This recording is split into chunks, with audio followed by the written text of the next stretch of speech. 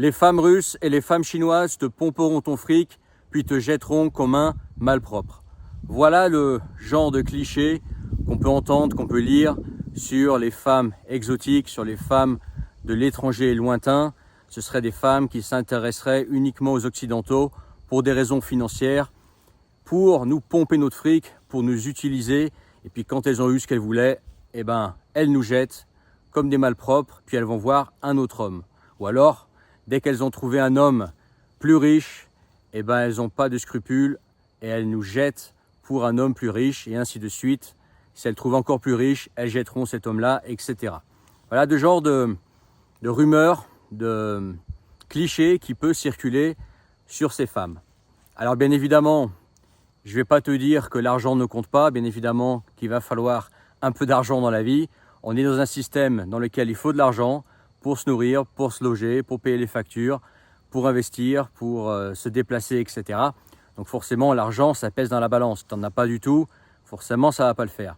Mais tu n'as pas besoin d'être millionnaire, tu n'as pas besoin d'être riche, tu n'as même pas besoin d'être quelqu'un qui gagne très bien sa vie, tant que tu travailles, que tu gagnes ta vie suffisamment bien pour pouvoir assurer la sécurité d'une femme et éventuellement de ses enfants, ça va le faire. Ah, tu vas me dire alors pourquoi elle s'intéresserait à nous si finalement elle pourrait très bien se mettre avec un homme russe qui gagne bien sa vie ou avec un homme chinois qui gagne bien sa vie. Parce que là j'ai pris deux exemples de femmes de pays grands, connus de tous, la Russie et la Chine. C'est que des fois, elles n'arrivent pas à en trouver dans leur pays. On manque d'hommes dans ces pays par exemple. Tu vois, par exemple en Russie, on manque d'hommes tout court. Il y a plus de femmes que d'hommes en Russie, notamment avec les événements qu'il y a actuellement, la guerre. Il va y avoir encore plus un manque d'hommes qu'avant. Okay, donc forcément, quand tous les hommes potables sont pris, cette femme, elle peut très bien aller s'intéresser à un étranger qui va remplir les mêmes, qui va cocher les mêmes cases qu'un homme russe qui normalement ferait l'affaire s'il y avait beaucoup d'hommes russes, s'il y en avait suffisamment. Bien évidemment, il y a des hommes en Russie, mais tous ne sont pas des hommes, on va dire, valables. T'en as beaucoup qui boivent, t'en as qui battent leurs femmes, t'en as qui veulent rien faire, etc. Bref, tous les hommes russes ne sont pas des hommes que des femmes russes veulent marier et avec lesquels elles envisagent quelque chose. Donc dans ce cas-là, un étranger peut très bien faire l'affaire, c'est lui, il remplit ces cases-là. Ça peut être un exemple, en fait, simplement le manque d'hommes, ou alors le manque d'hommes de qualité, entre guillemets, ce qu'elle voit comme un homme de qualité. Ça peut être le cas en Chine, par exemple. En Chine, tous les hommes, pareil, ne sont pas des hommes que les femmes chinoises veulent marier. Et dans ce cas-là, un étranger qui coche ces cases, sans que ce soit forcément un étranger qui va dans les extrêmes, le mec super riche, super beau, etc., ça peut faire l'affaire, à condition que il y ait une compréhension mutuelle, à condition que cet homme-là puisse se faire à cette femme. Parce que forcément, dès que tu as affaire à des femmes avec des cultures éloignées, forcément, ça veut dire relation interculturelle, ça va te demander de la flexibilité. À elle, ça va lui demander de la flexibilité pour pouvoir être en relation avec ce genre d'homme. Et toi, ça va te demander de la flexibilité pour être en relation avec ce genre de femme, parce qu'il y a forcément des différences culturelles et il va falloir y travailler ensemble à ça. Okay, mais si les deux parties, l'homme et la femme, sont prêts à faire ça, prêts justement à casser cette barrière culturelle par l'apprentissage de la langue, par la curiosité, l'apprentissage de la culture et de la mentalité de l'un de l'autre, ça peut très bien marcher. Et c'est pour ça qu'on voit des hommes occidentaux avec par exemple des femmes russes, des femmes ukrainiennes, des femmes chinoises, il y en a aussi, des femmes japonaises, tu vois ce que je veux dire, et des couples qui marchent bien parce que à ce moment-là, il y avait l'homme qui recherchait une certaine femme, la femme qui recherchait un certain homme, et le contexte a fait, les aléas, le pays, le contexte, tout a fait que c'était un bon match, quoi. C'était un bon... ces deux personnes pouvaient être ensemble et ont réussi leur couple. Moi, par exemple, je suis avec une femme, pour le coup, qui est les deux. Moi, je suis avec une femme russe asiatique et on est ensemble depuis bientôt 11 ans. Et ça se passe très bien, on est mariés, etc.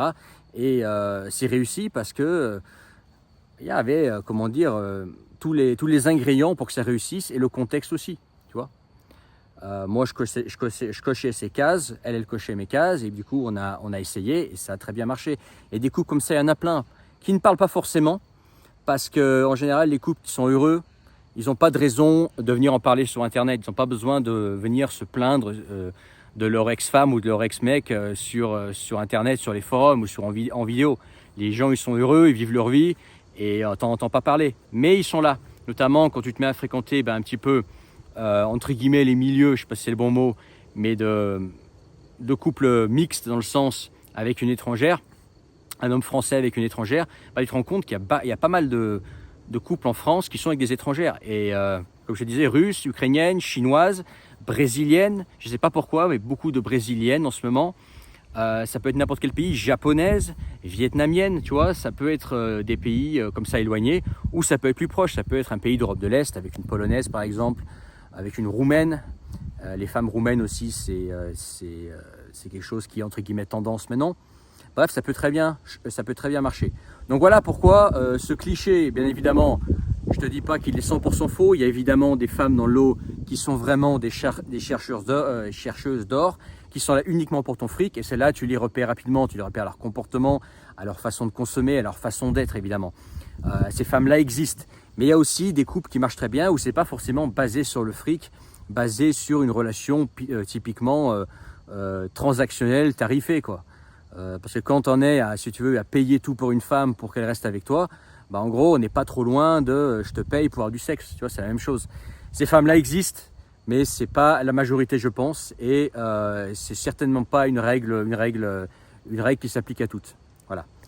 Tout ce que je voulais dire pendant ma petite balade ici en pleine nature. Dis-moi ce que tu en penses en commentaire.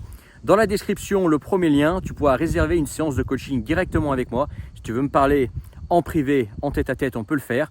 Tu cliques sur le premier lien, tu t'inscris et tu réserves. N'oublie pas de t'abonner, mettre ton pouce et partager cette vidéo. Et dis-moi en commentaire ce que tu en penses. Est-ce qu'actuellement tu es en couple avec une femme étrangère? Comment ça se passe? Et si tu ne l'es pas, est-ce que toi tu envisages d'aller voir à l'étranger, d'explorer le monde? Parce que c'est vrai que quand tu es en France, en Belgique, tu as un nombre de femmes qui est limité. Mais dès que tu t'ouvres au monde, c'est le monde entier. Et dans ce cas-là, tu as beaucoup plus de chances de rencontrer quelqu'un avec laquelle, une personne avec laquelle tu vas pouvoir faire ta vie. Parce que juste la loi du nombre en fait. Plus de nombre, plus de chances. Tu augmentes tes chances tout simplement. Ok ? C'est tout pour maintenant. Je te dis à bientôt pour une autre vidéo. Ciao.